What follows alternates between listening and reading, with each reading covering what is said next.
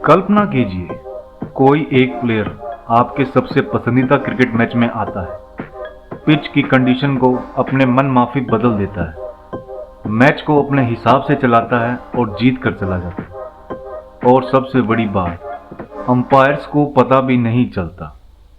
भारतीय शेयर बाजार के साथ यही हुआ है। एक अमेरिकी क्वांटिटेटिव ट्रेडिंग जाइंट जेन स्ट्रीट ने अपने बाजार के साथ 18 एक्सपायरी डेज पर ऐसा खेल खेला कि सेबी ने उस पर 4,843 करोड़ के अलेज्ड अनलॉफुल गेन्स का जुर्माना लगा दिया। ये कहानी है द जेन स्ट्रीट स्कैम की। जेन स्ट्रीट का गेम प्लान बहुत ही सोफिस्टिकेटेड था, लेकिन कॉन्सेप्ट सिंपल था। उन्होंने बैंक निफ्टी जैसे इंडेक्स को मैनिपुलेट किया। कैसे? इसे एक घरेलू उदाहरण से समझिए। सुबह 9:15 बजे मार्केट ओपन होते ही जेन स्ट्रीट ने बैंक निफ्टी के बिग स्टॉक्स जैसे HDFC बैंक, ICICI बैंक को बहुत ज़्यादा क्वांटिटी में खरीदना शुरू कर दिया। इतना ज़्यादा कि उनके ट्रेड्स का मार्केट पर 20% तक असर होता था। पूरे इंडेक्स ने ऊपर जाना शुरू कर दिया। आप जैसे रिटेल इन्वेस्टर ने सोचा, वाह, कोई अच्छी न्यूज़ आई होगी, और आपने भी शेयर्स, कॉल या ऑप्शन खरीदे। इससे मार्केट और ऊपर गया। दोपहर तक जब इंडेक्स काफ़ी ऊपर पहुंच गया, जेन स्ट्रीट ने अपना असली चेहरा तब दिखाया। उन्होंने वो सभी शेयर्स एक साथ बेचना शुरू कर दिया। जब कोई इतना बड़ा प्लेयर एक साथ बेचता है तो मार्केट अचानक गिरती है और बैंक निफ्टी नीचे आ गया। यहीं पर जादू हुआ। सुबह मार्केट ऊपर जाते वक्त जेन स्ट्रीट ने पुट ऑप्शन खरीदे थे और कॉल ऑप्शन बेचे थे, जिनका मतलब है उन्होंने शर्त लगाई थी कि मार्केट गिरेगा।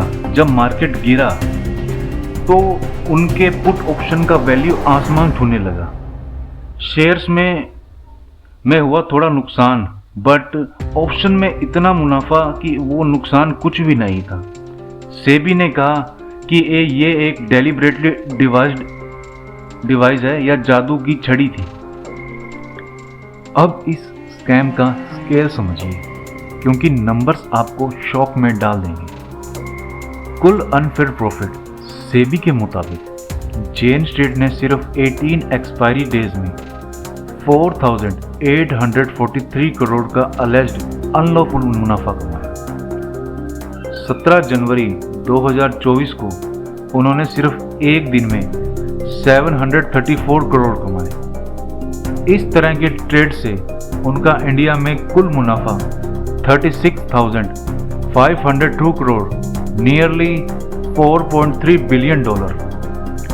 जब जेन स्ट्रीट मुनाफा कमा रही थी, तब 9 out of 10 retail trade future and option में पैसा गंवा रहे थे। फाइनेंशियल ईयर 24 से फाइनेंशियल ईयर 25 में रिटेल इन्वेस्टर्स का कुल नुकसान 1,05,000 करोड़ था। जेन स्ट्रीट ने एडमिट किया कि उनकी स्ट्रेटजी से अनसस्पेक्टिंग इन्वेस्टर्स को आर्टिफिशियल प्राइसेस पर ट्रेड करने को मजबूर किया गया। इस स्कैम का पर्दाफाश सेबी की एडवांस्ड टेक्नोलॉजी से नहीं, बल्कि अमेरिका से हुआ। अप्रैल 2024 में जेन स्ट्रीट ने अपने कंपटीटर मिलेनियम मैनेजमेंट के खिलाफ एक लॉ सूट डाला। उनका आरोप था कि मिलेनियम ने उनके 2 एक्स एम्प्लॉयज़ को भर्ती करके उनकी एक प्रोप्राइटरी ट्रेडिंग स्ट्रेटजी चुरा ली थी। इसी कोर्ट केस में खुलासा हुआ कि ये स्ट्रेटजी इंडिया के डेरिवेटिव मार्केट में यूज़ हो रही थी, जिसे जेन स्ट्रीट ने 2023 में अकेला $1 बिलियन अप्रोक्स 8,300 करोड़ का मुनाफा हुआ था। ये खबर फाइनेंशियल मीडिया में छा गई और इसी ने सेबी का अटेंशन इस तरफ खींचना। इसके बाद जुलाई 2024 में सेबी ने नेशनल स्टॉक एक्सचेंज NSE को जेन स्ट्रीट के ट्रेड्स की जांच के निर्देश दिए। NSE ने नवंबर 2024 में अपनी रिपोर्ट सेबी को सौंपी। इस रिपोर्ट में जेन स्ट्रीट के ट्रेडिंग पैटर्न को एबनॉर्मल और सस्पिशियस बताया। लेकिन हैरानी की बात यह है कि इस पूरे प्रोसेस में सेबी ने कोई जल्दबाजी नहीं दिखाई। फरवरी 2025 आते आते सेबी के पास इनफ एविडेंस था, लेकिन सेबी ने सीधे कार्रवाई की जगह एनएससी के थ्रू जेन स्ट्रीट को एक्सप्लिसिट एडवाइजरी मतलब सफाई से दी गई चेतावनी भेजी।